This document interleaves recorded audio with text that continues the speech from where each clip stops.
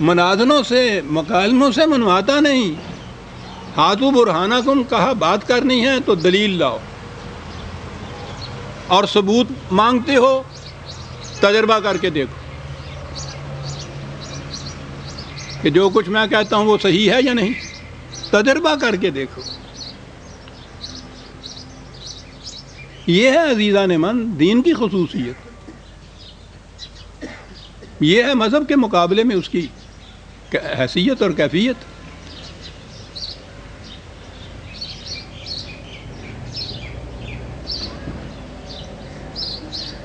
ان عربوں سے یہ کہا کہ جو صرف ستاروں کے سہارے سفر کرتے تھے.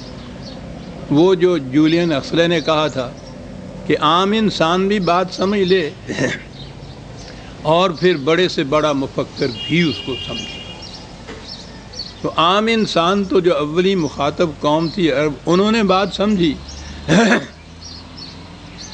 آج اس ہماری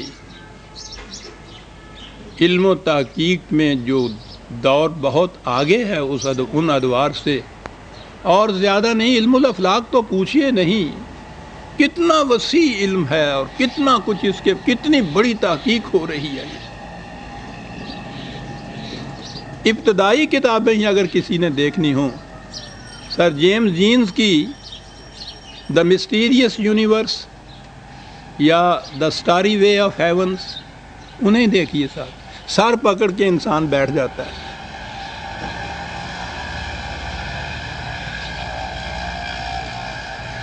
ایک کہکشاں کے، ایک ستارے کے یا ایک جھرمٹ کے متعلق جو کچھ وہ لکھتا ہے،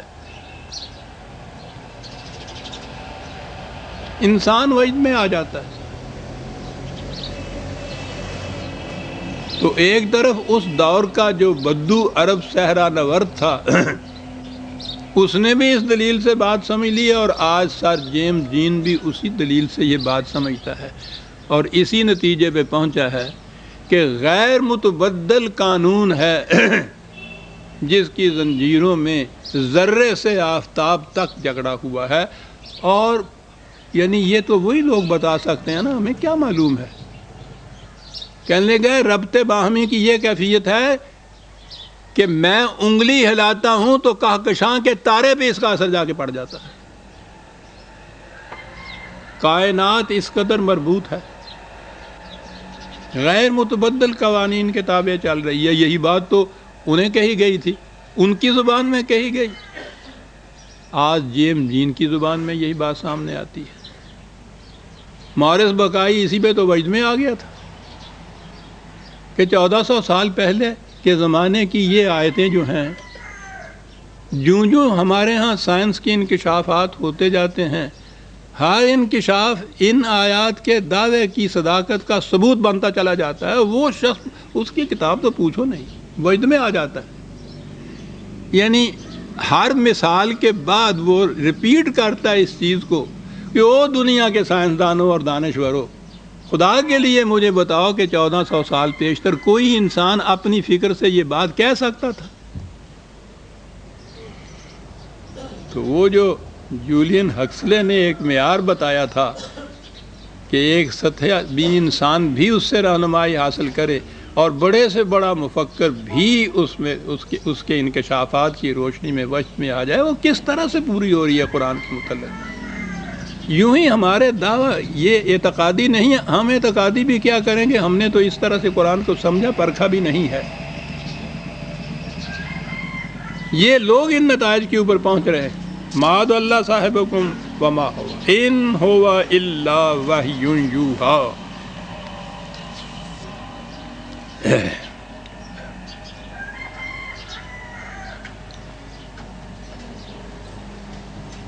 ستاروں کے متعلق کہ یہ کس طرح رہنمائی تمہاری کرتے ہیں، بہت سی آیات ہیں قرآن کی. میں نے غالباً اس پچھلے درس میں وہ آیات بھی پیش کی تھیں، ان کے حوالے بھی پیش کیے تھے.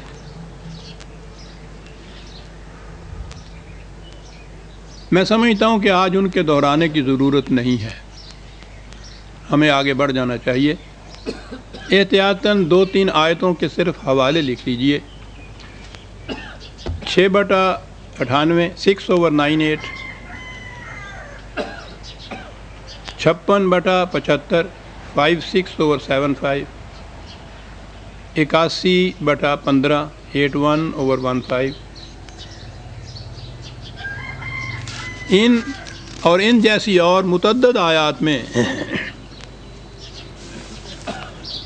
بتایا یہ گیا ہے کہ ستارے کس طرح سے یقینی رہنمائی دیتے ہیں جو غیر متبدل ہوتی ہے، ابدی ہوتی ہے.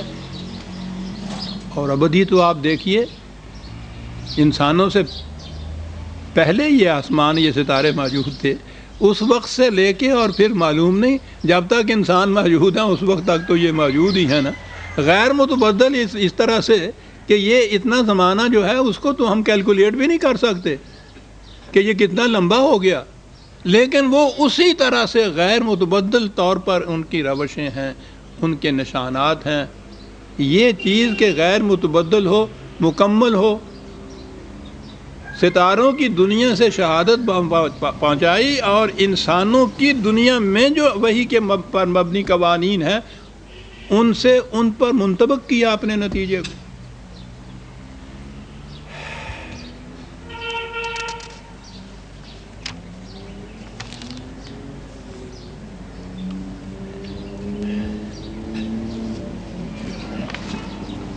آگے بڑھیے.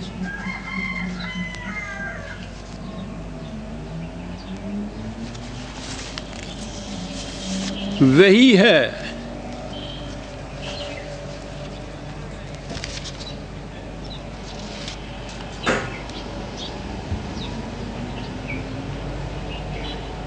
علمہ شدید القویٰ.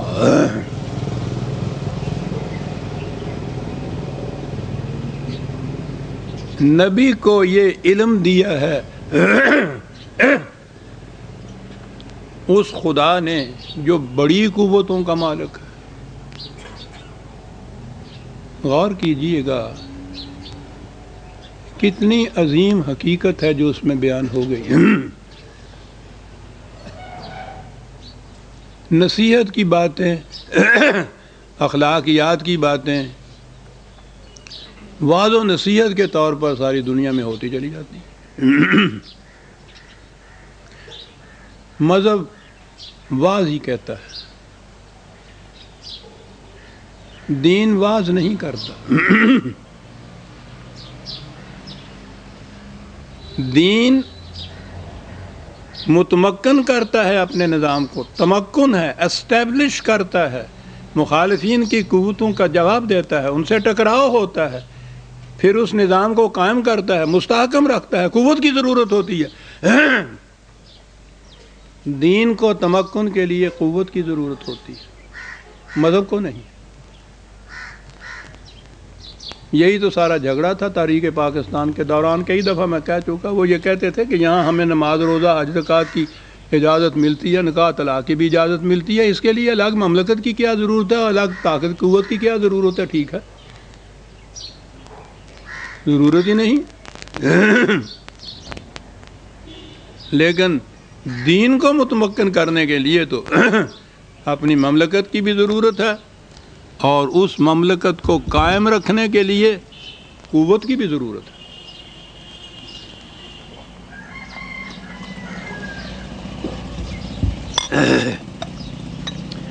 جہاں علمہ کہا، علم دیا اس نے، تو یہاں تک تو معاملہ صرف تعلیم تک کا نظر آتا ہے. کس نے دیا؟ شدید القوا، بہت بڑی قوتوں کا مالک ہے وہ.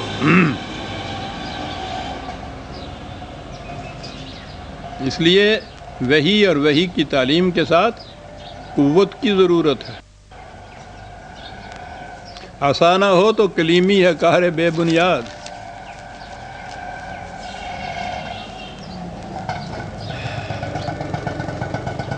پھر اگلی بات یہ